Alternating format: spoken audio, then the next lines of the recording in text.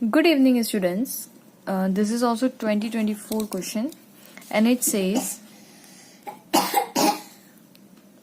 an ammeter and a voltmeter are connected in series to a battery. Their readings are noted as A and V. If a resistor is connected in parallel with the voltmeter, then which option is correct? ठीक है, तो इसको करने के लिए पहले मैं आपको कुछ चीज समझाना चाहती हूँ कि एमीटर, ये एमीटर है मेरा, ठीक है, और ये है मेरा रजिस्टर। सब जानते हैं कि कुछ ऐसा सीन होता है हमारे पास कि वोल्टमीटर हम इसके पैरेलल कनेक्ट करते हैं, तो इसके अक्रॉस जो भी वोल्टेज ड्रॉप होता है ये वोल्टमीटर हमें शो कर देता है, ठीक है, और ये हमारी होती है बैटरी। करेक्ट है। तो एमीटर यहाँ पे सीरीज में होता है, हम कहते हैं वोल्टमीटर को इसके पैरेलल कॉम्बिनेशन में लगा दो। अब यहाँ पे गौर से देखिएगा कि ये क्या कर रहा है कि क्योंकि वोल्टेज तो इनफाइनाइट होता है, रेजिस्टेंस इसका इनफाइनाइट होता है, तो वोल्टेज ड्रॉप भी ज्यादा होगा।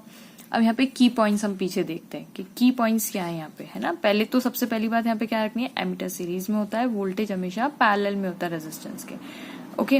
लेकिन ये लोग बोल रहे हैं एमीटर और voltmeter connected in series to a battery and their readings are this and this is noted. तो क्या होगा कि एक एमीटर है और इसके सीरीज में एक वोल्टमीटर लगा दिया गया है, ठीक है, और इसको किससे कनेक्ट कर दिया गया है, बैटरी से कनेक्ट कर दिया है। नाउ दे वांट कि अब आप बताइए कि पहले तो हम इसके बारे में डील करते हैं कि क्या होता है।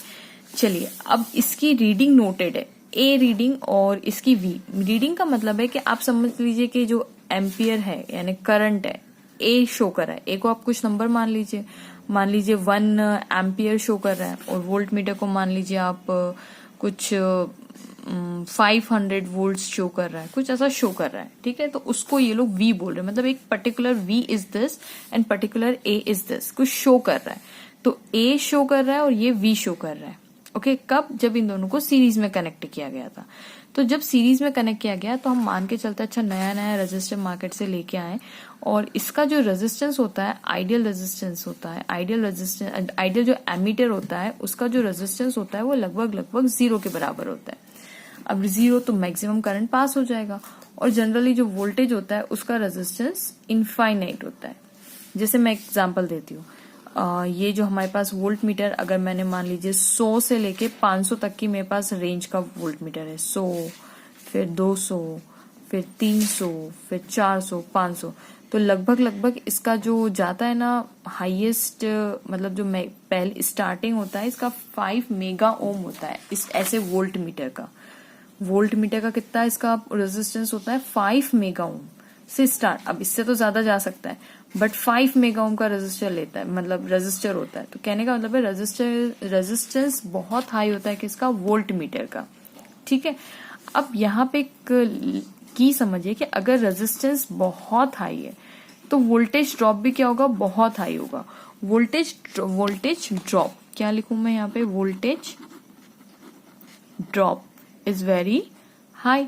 तो वोल्टेज ड्रॉप हाई का क्या मतलब है कि जो रेजिस्टेंस है, मतलब जो वोल्ट मीटर है, इसका मतलब जो वोल्ट मीटर, इसका मतलब क्या हुआ, इसका मतलब ये हुआ कि जो वोल्ट मीटर है उसकी जो रीडिंग है, वोल्ट मीटर की जो रीडिंग है, वोल्टेज ड्रॉप किस में शो होगा, ये भैया रेजिस्टेंस हाई हुआ तो वोल्टेज आया, वोल्टेज मतलब वोल्टेज ड्रॉप हाई हुआ, वोल्टेज ड्रॉप जो हाई हुआ तो वोल्ट मीटर शो करेगा। तो वोल्ट मीटर क्या शो करेगा, हाई रीडिंग शो करेगा, हाई रीडिंग शो करेगा। जैसे 200, अभी आपको 100 दिखा रहा होगा, तो अगर रेजिस्टेंस ज्यादा हो गया तो वोल्टेज ड्रॉप ज्यादा, तो हो सकता है 200 वोल्टेज दिखाए, तो हाई रीडिंग दिखाएगा। एंड वाइस वर्सा क्या होगा कि अगर रेजिस्टेंस कम है तो वोल्टेज कम है, वोल्टेज कम मतलब मेरा मतलब है voltage drop is also less. Voltage drop less है मतलब क्या है कि वोल्ट मीटर जो है वो लेस रीडिंग शो करेगा, लेस रीडिंग शो, ओके। अभी मैं यहाँ पे क्यों समझा रही हूँ, अभी आपको थोड़ी देर में समझ में आएगा, ठीक है। तो अभी हमने ये सिचुएशन मान ली है। अब वो नेक्स्ट आगे कह रहे हैं क्वेश्चन के अंदर कि if a resistor is connected in parallel with a voltmeter then which option is correct. अब इन्होंने यहाँ पे एक रेजिस्टेंस वोल्ट मीटर के पैरेलल ज्वाइन कर दिया, ये देखिए ऐसे, करेक्ट है।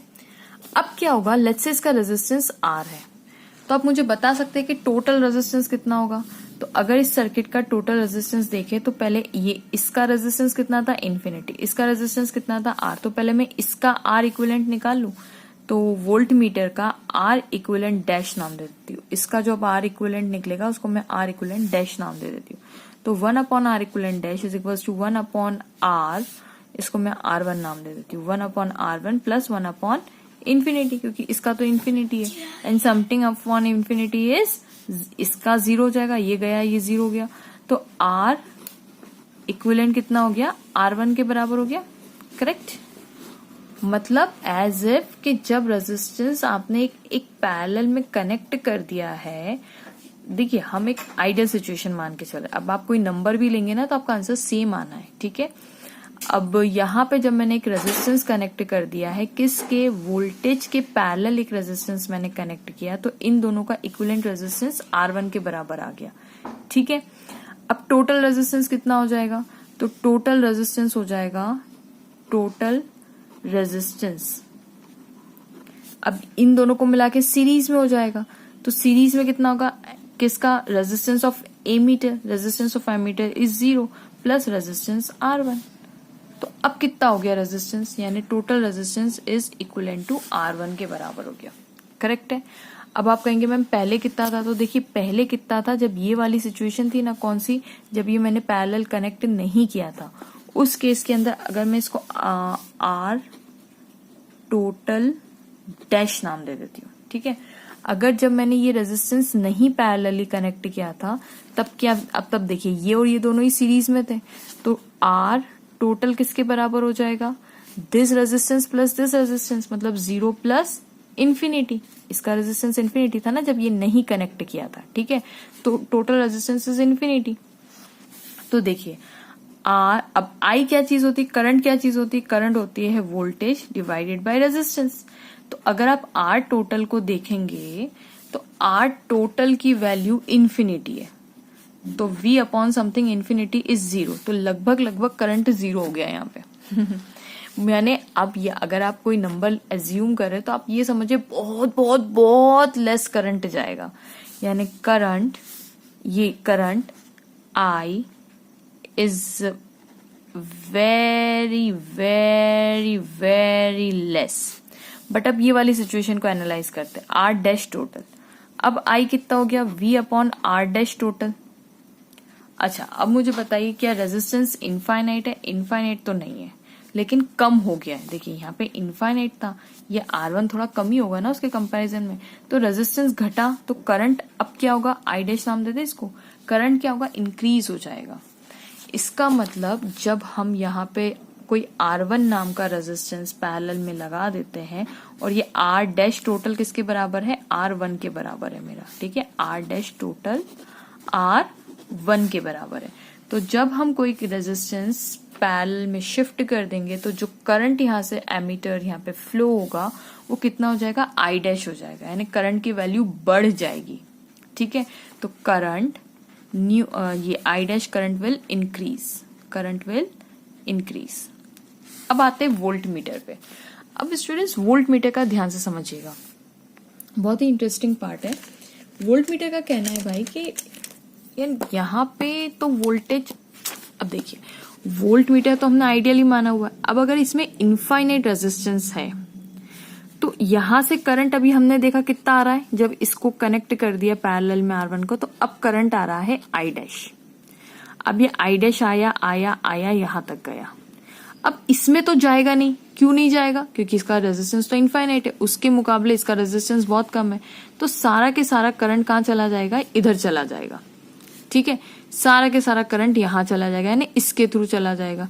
अब सोचिए कि जो करंट यहाँ पे है, तो अगर यहाँ पे मैं I इंटू R1 करूं तो मेरा वोल्टेज, ये वोल्ट मीटर होती क्या चीज है, जो वोल्टेज को शो करे, तो ये इसके अक्रॉस जितना वोल्टेज ड्रॉप है इसके अक्रॉस वो यहाँ पे शो हो जाएगा।